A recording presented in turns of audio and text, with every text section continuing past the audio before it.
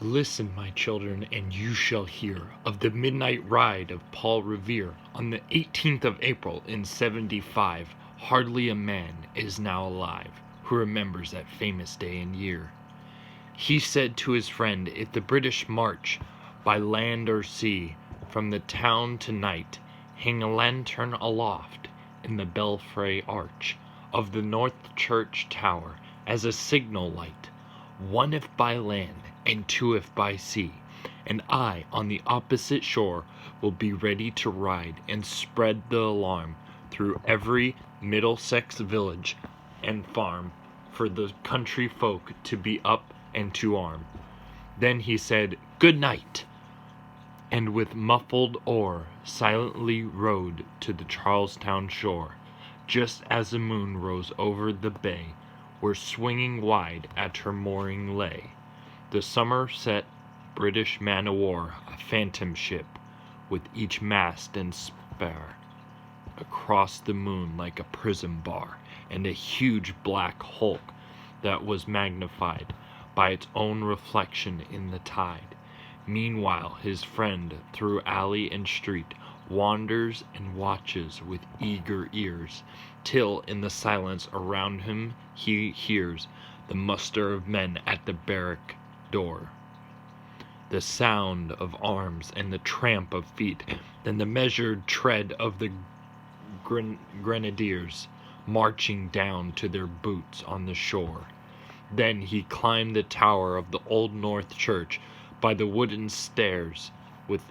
stealthy tread to the belfry chamber overhead, and startled the pigeons from their perch on the sombre rafters that round him made masses and moving shapes of shade, by the trembling ladder steep and tall to the highest window in the wall, where he paused to listen and look down a moment on the roofs of the town, and the moonlight flowing over all. Beneath in the churchyard lay the dead, in their night encampment on the hill, wrapped in silence so deep and still that he could hear, like a sentinel's tread, the watchful night wind as it went creeping along from the tent to tent, and seeming to whisper, all is well.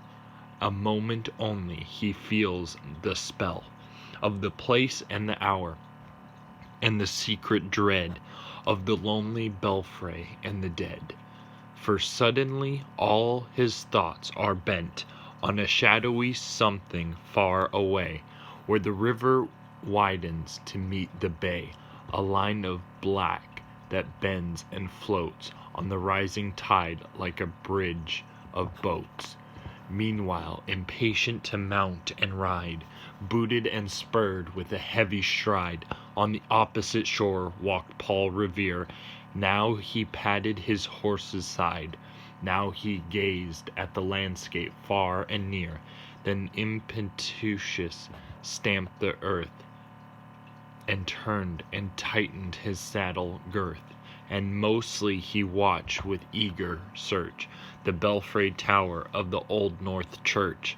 as it rose above the graves on the hill, lonely and spectral and sombre, and still and low, as he looks on the belfry's height, a glimmer and then a gleam of light.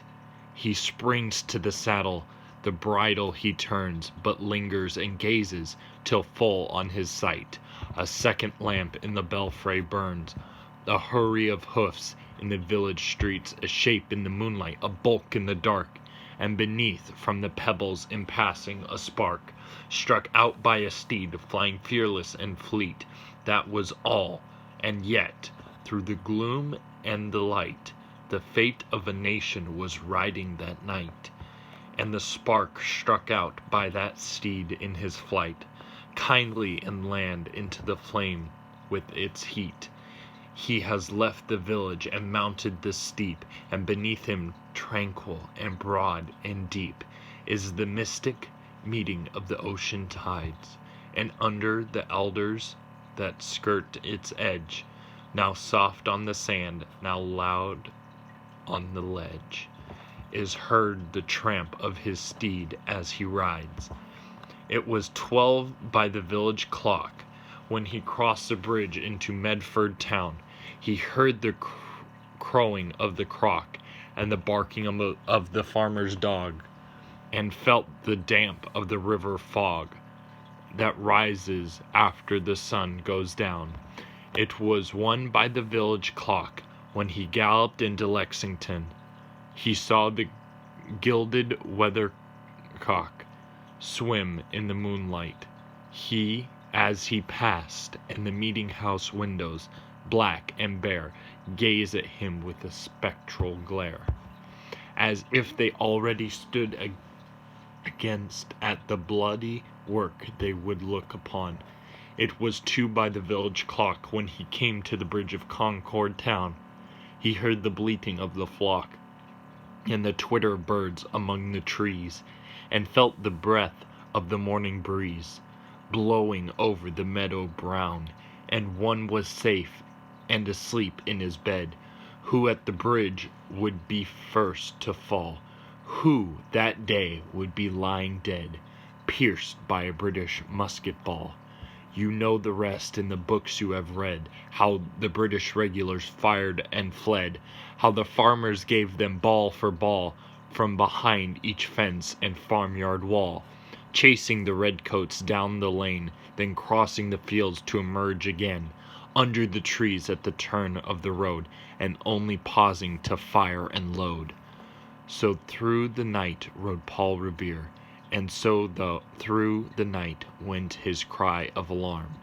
To every Middlesex village and farm, a cry of defiance and not of fear,